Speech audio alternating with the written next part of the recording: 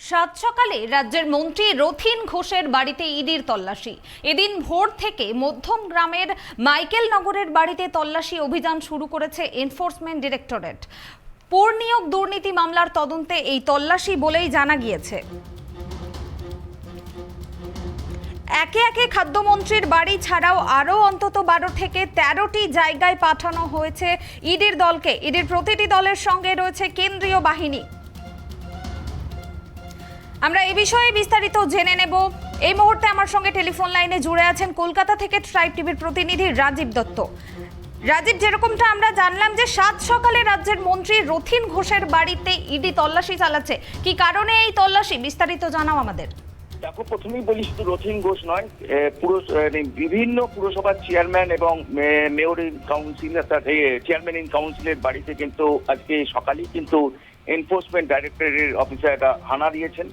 এবং জানো যে তদন্ত চলছে একটা অয়নশীলের বয়ান যে ধৃত, অর্থাৎ চাকরি দুর্নীতিতে ধৃত অয়নশীল, তার কাছ থেকে প্রথম জানতে পারে যে বিভিন্ন পুরসভায় প্রায় 70টারও বেশি পুরসভার যে কর্মী নিয়োগে, এটাতে বিভিন্ন ধরনের কর্মী নিয়োগে দুর্নীতি হয়েছে এবং সেই দুর্নীতির তদন্ত কলকাতা হাইকোর্টের নির্দেশে কিন্তু সিবিআই এবং ইডি করছে।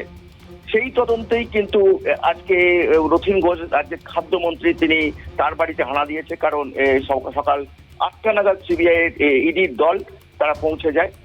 জানা যাচ্ছে যে রথিন ঘোষ 2014 সাল থেকে দীর্ঘদিন এই মধ্যমগ্রাম পৌরসভার তিনি চেয়ারম্যান ছিলেন। 2021 সালে রাজ্যের মন্ত্রী হন।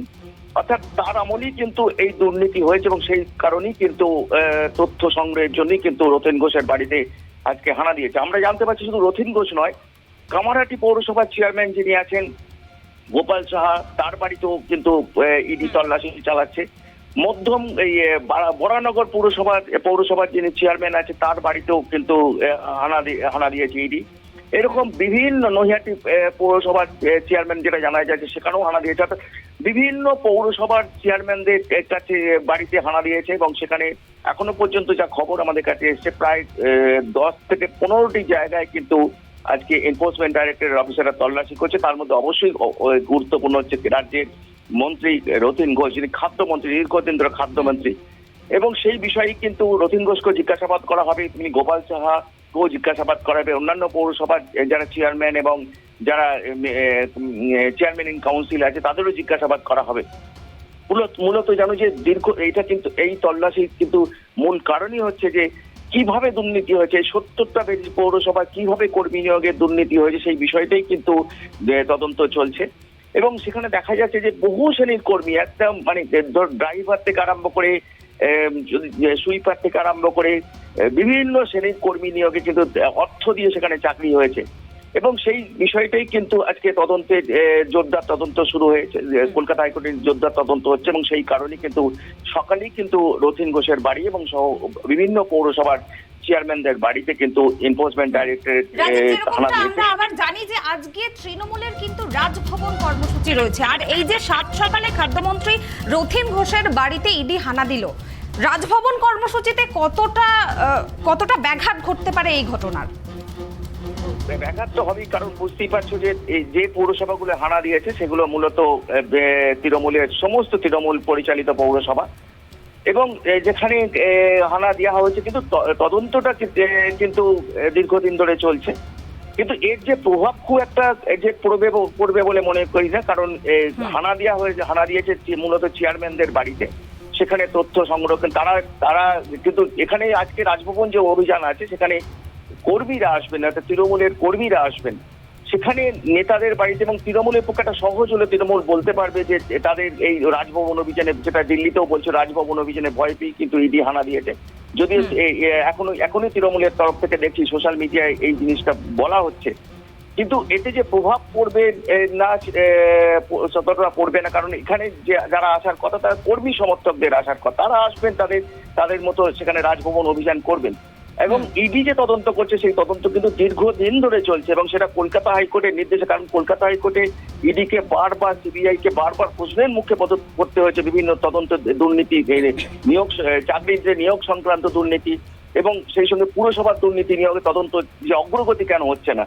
তাই ইডি যে কাজটা করছে, ইডি সেটা ধারাবাহিকভাবে তদন্ত চলছে। ইডি নিশ্চয়ই তাদের কাছে অনেক তথ্য আছে এবং এর আগেও কিন্তু পুরসভা 70টা পুরসভাতে তল্লাশি হয়েছে, আজও হচ্ছে এবং সেক্ষেত্রে যে তথ্য বিশ্লেষণ করে দেখা গেছে তারপরে কিন্তু তারা মনে করছে যে পৌরসভার চেয়ারম্যানগুলোর বাড়িতে তাদের জিজ্ঞাসাবাদ করা প্রয়োজন, তাদের কাছে অনেক তথ্য থাকতে পারে, কারণ তারা পৌরসভাগুলো দীর্ঘদিন ধরে তারা চালিয়েছে, সেই কারণেই কিন্তু পৌরসভার চেয়ারম্যানদের বাড়িতে হানা দিয়েছে। এবং এই রথিন ঘোষ যিনি আজকে এখন খাদ্যমন্ত্রী, তিনি কিন্তু বহুদিন ধরে মধ্যমগ্রাম পৌরসভার চেয়ারম্যান ছিলেন এবং তার পৌরসভাতেও কিন্তু দুর্নীতি হয়েছে এবং সেখানেও কিন্তু যে লিস্ট আছে ইডির কাছে একদম অয়নশীল যে বক্তব্য, অয়নশীলের যে জবানবন্দিতে যেটা উঠে এসছে সেখানে ওখানেও দুর্নীতি হয়েছে।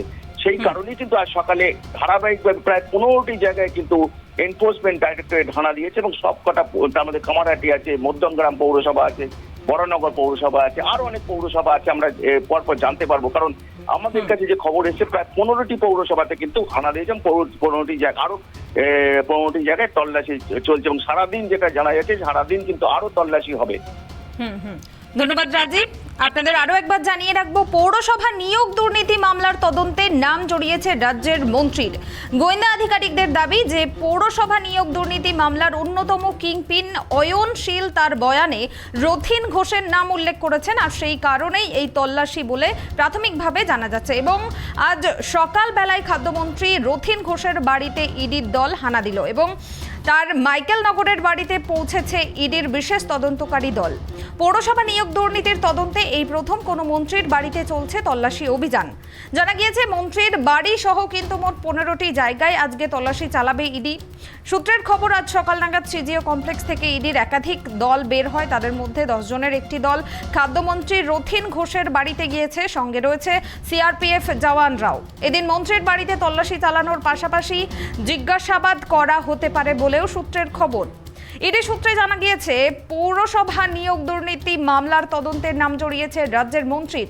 2014 থেকে 2018 সাল পর্যন্ত মধ্যমগ্রাম পৌরসভার চেয়ারম্যান ছিলেন তিনি। গোয়েন্দা আধিকারিকদের দাবি, পৌরসভা নিয়োগ দুর্নীতি মামলার অন্যতম কিংপিন অয়নশীল তার বয়ানে এই রথিন ঘোষের নাম উল্লেখ করেছেন, সে কারণেই এই তল্লাশি বলে জানা যাচ্ছে। বস্তুত এদিন মন্ত্রীর বাড়ি ছাড়াও শহর এবং শহরতলির বিভিন্ন জায়গায় তল্লাশি চালাবে ইডি এবং তল্লাশি চলছে এই মুহূর্তে। শুধু তাই নয়, রথিন ঘোষের অনুগামীদের বাড়িতেও কিন্তু তল্লাশি চালানো হবে।